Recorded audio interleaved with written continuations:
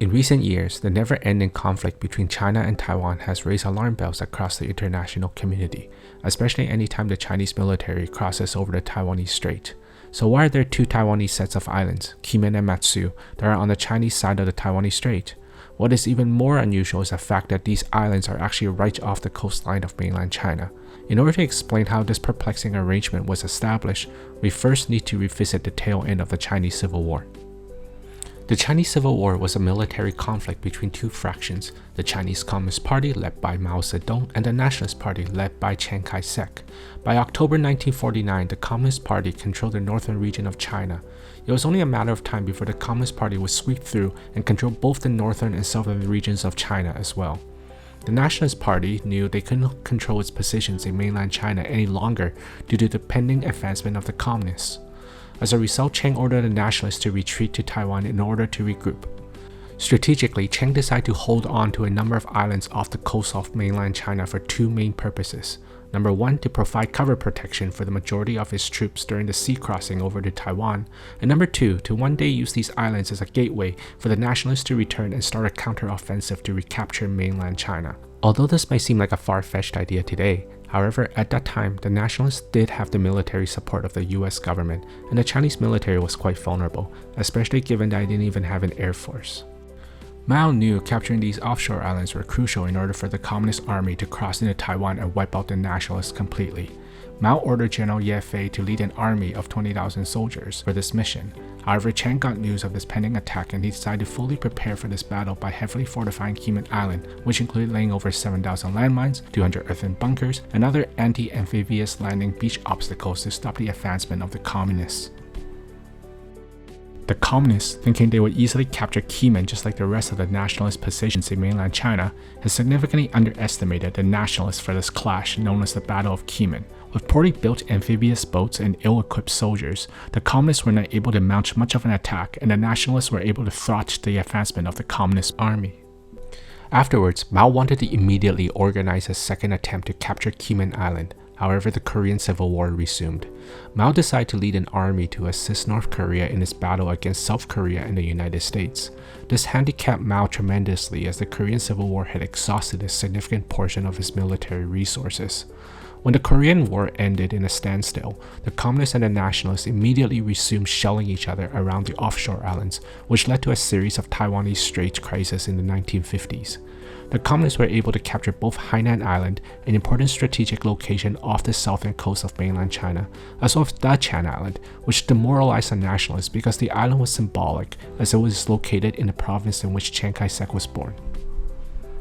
Due to the successful capture of these islands made by Mao, US President Harry Truman did not want Mao to further his advancement towards Taiwan.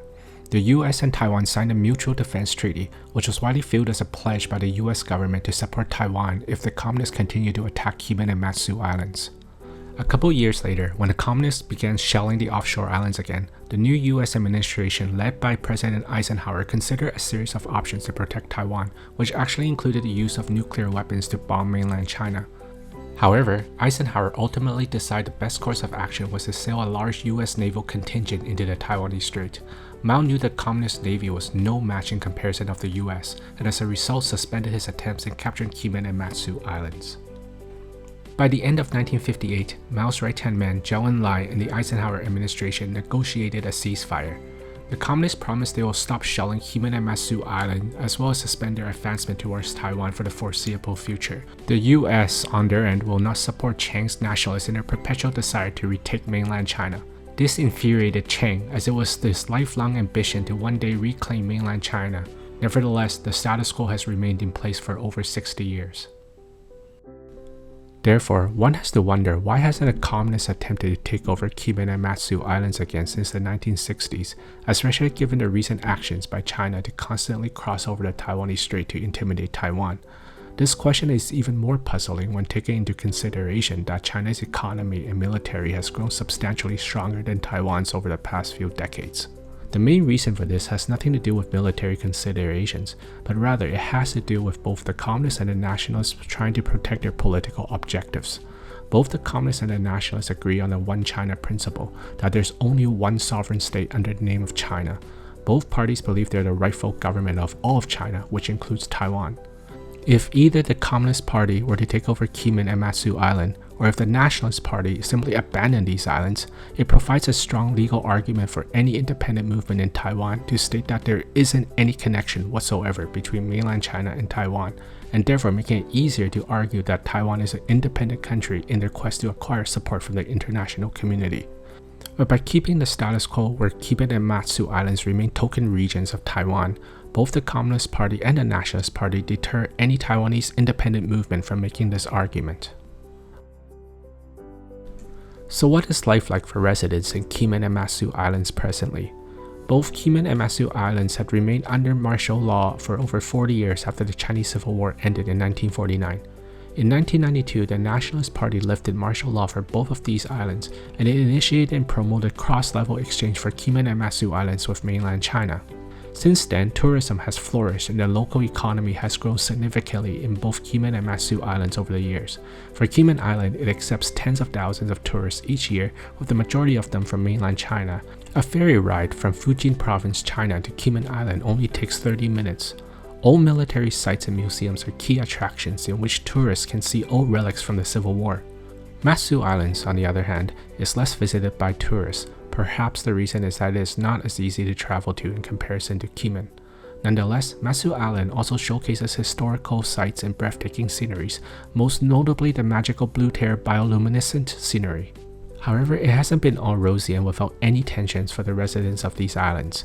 Recently, the Chinese army decided to fly its military drones over a Taiwanese military base in Kinmen Island after Nancy Pelosi's visit to Taiwan.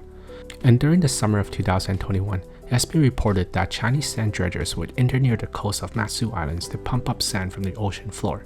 These sands are a valuable resource as they are used to create more land or artificial islands. The Chinese sand dredgers have caused massive noise pollutions, wrecked the nearby beaches, and significantly harmed the surrounding marine life. Hopefully these problems will be resolved in the near future by the two sides and that the residents of these islands are able to resume their daily lives. I really hope you enjoyed this video and that this video is able to provide some useful insights in this ever-challenging geopolitical environment. Thanks for watching and have a wonderful day.